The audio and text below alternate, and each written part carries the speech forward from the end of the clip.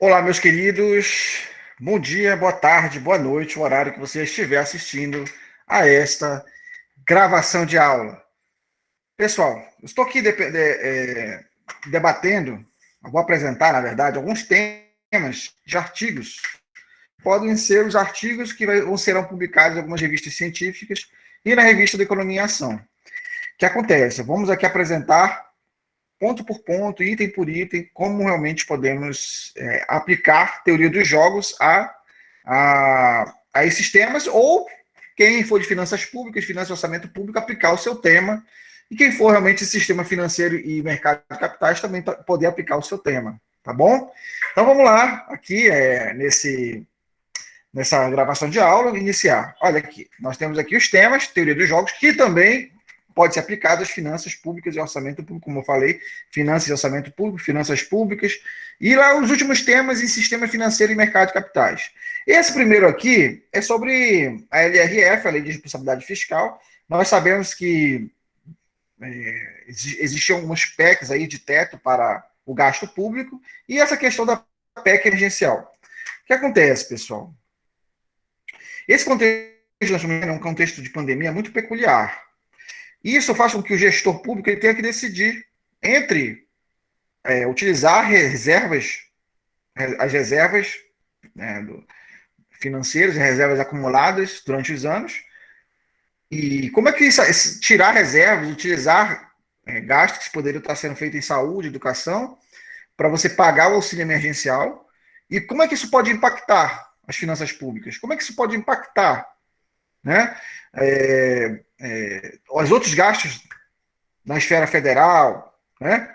Então, é o que nós estamos vendo aqui. O governo federal ele vai ter que decidir, está decidindo o valor desse auxílio. O valor conforme for o valor desse auxílio, vai poder realmente estará sacrificando as finanças públicas.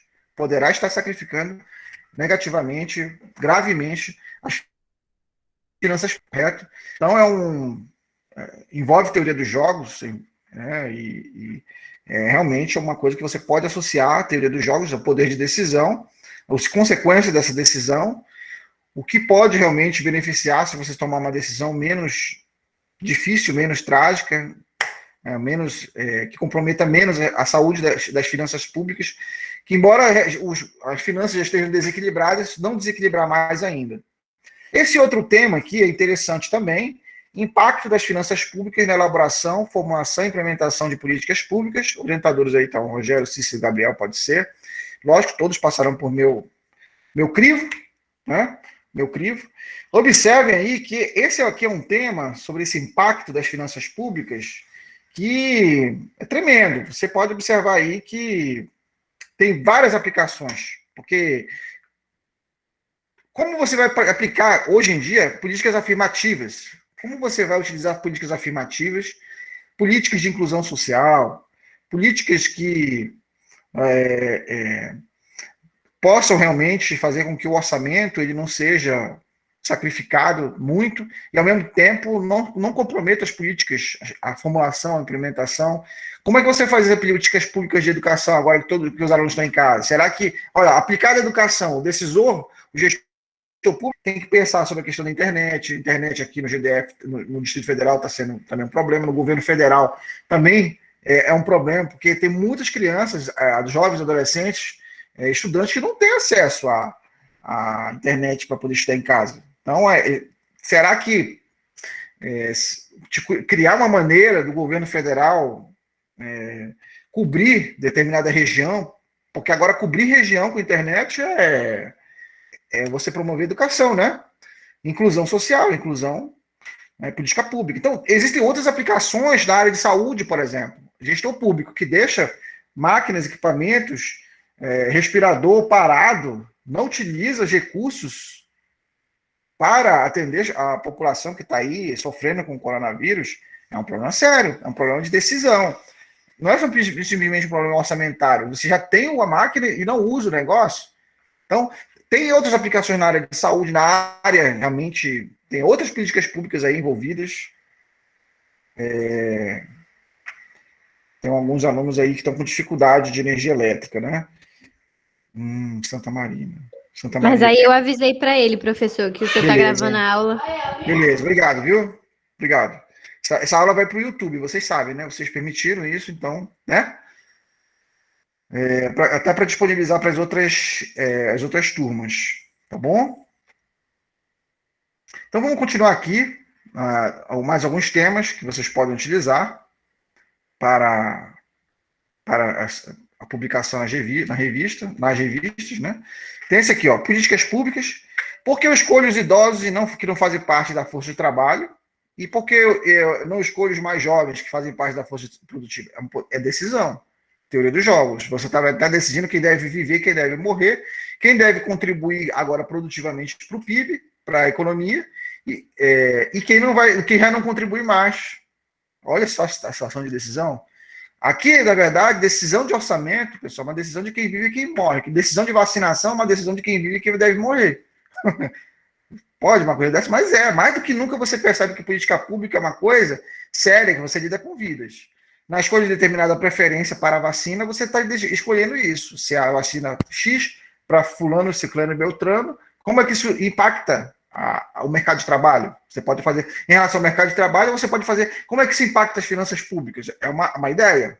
Para vocês que são de teoria dos jogos, como que serve, como que impacta o mercado de trabalho, como isso impacta as finanças públicas? Na escolha dos bens públicos. Porque vacinação é um bem público. Então, como é que você vai decidir isso? Porque determinadas vacinas parece que é para determinadas idades, mas pode ser outras coisas disso, de ser tipo de vacina. Mas o público que deve ser vacinado agora é uma ideia, né? Então, isso você precisa decidir em teoria dos jogos. Então, você está aplicando teoria dos jogos essas decisões, né? Aqui nós temos outro exemplo, comparação da crise de 1929 com a crise de 2021. O impacto da crise das finanças públicas brasileiras. O que acontece, pessoal? Pode ser o impacto na crise das finanças públicas. Por que eu coloquei impacto nas finanças públicas? Por causa do pessoal de finanças públicas que estuda comigo e de finanças de orçamento público.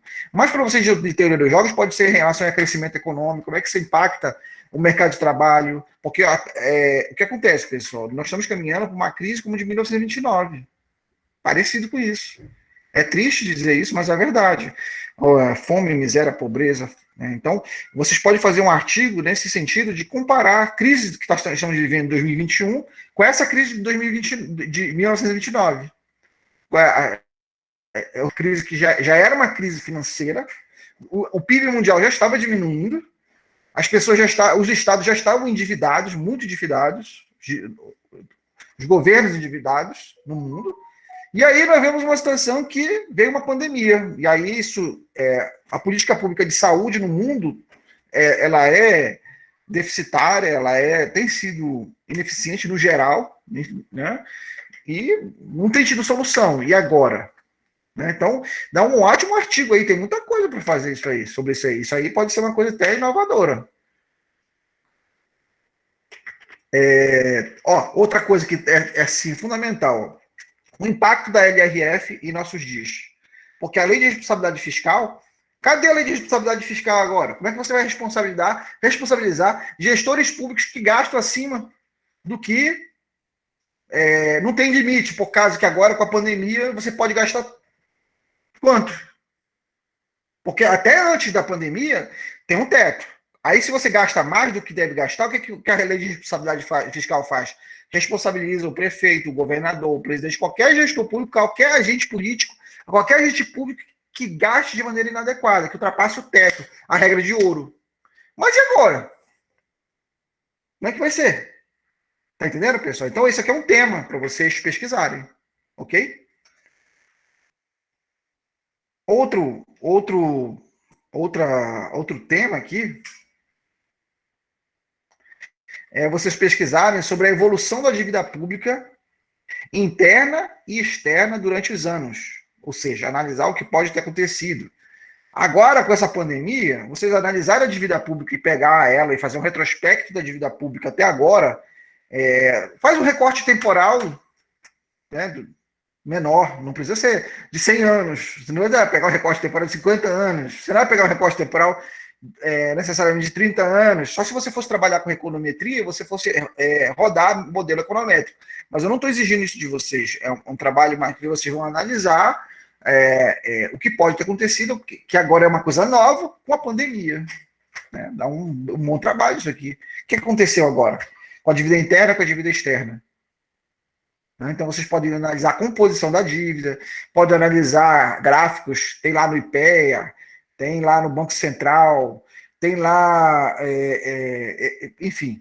Vocês vão lá no repositório da UNB para ver alguma coisa sobre dívida pública que tem escrito. E USP tem repositório, Unicamp tem repositório, tem um monte de repositório por aí. O repositório USP, você encontra lá, com certeza, muita coisa lá no Departamento de Economia. Tá? E também eu deixei num arquivo que eu mandei nos grupos, fiz a mista no Excel de várias Cambridge, né, vários lugares aí, Oxford, essas universidades de ponta, que são A1, para vocês pesquisarem também lá, tá bom? Olha, eu deixei aqui também, analisar os 3 estados que mais devem e comparar, né? Na verdade é para comparar com os estados que menos devem. Com os 3 estados que menos devem, pode ser isso. Aqui são sugestões, tá, pessoal? Você pega os 3 estados que mais devem, que mais estão endividados, é isso que eu quis dizer, e você compara com os que menos devem. É uma alternativa aqui, tá?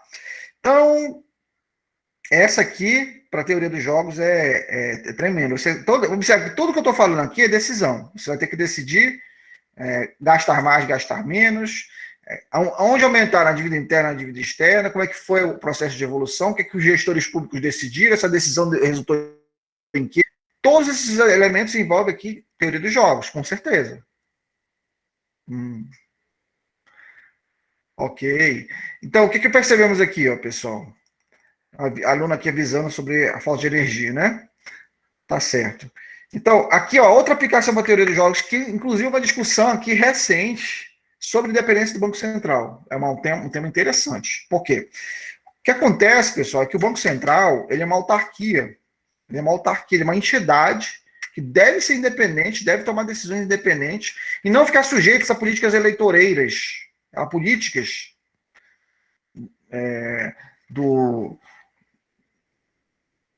de um presidente, né? Então, o que o nosso presidente quer fazer aqui? Ou de qualquer outro presidente, como aconteceu no passado, o nosso presidente atual, ele opta pela independência do Banco Central. O Banco Central deve ser independente. Isso é bom.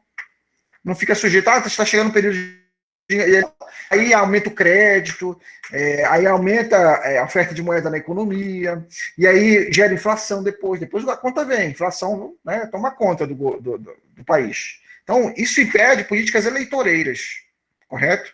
Então, a independência do Banco Central é uma decisão. Ser independente ou não ser independente? O que implica em manter a decisão de ele continuar dependente de decisões de governo? Quais as implicações agora de ele ser realmente... Ele é um órgão de Estado, ele tem uma estrutura de Estado, ele tem que ter políticas realmente de Estado. Porque sai governo, entra governo, não ficar mais nesse negócio de ficar refém de decisões de determinado chefe de Estado. Né? O presidente, no caso, qualquer presidente. Então é um bom artigo isso aí. Né? Outro artigo muito bom, racionalidade econômica de poupadores no mercado de capitais, economia comportamental. O Gabriel Luiz gosta muito desse tema, o Cícero gosta, o Rogério também gosta, mas eu deixei esses dois aí, tá? Muito bom esse tema aí tem atualíssimo, trabalha com economia comportamental, sobre essa questão aí, que vai além da racionalidade que estudamos na microeconomia, certo? A racionalidade dos agentes econômicos. Então é um tema muito atual. Dá para fazer um bom trabalho aí, deve sair um bom artigo aí também.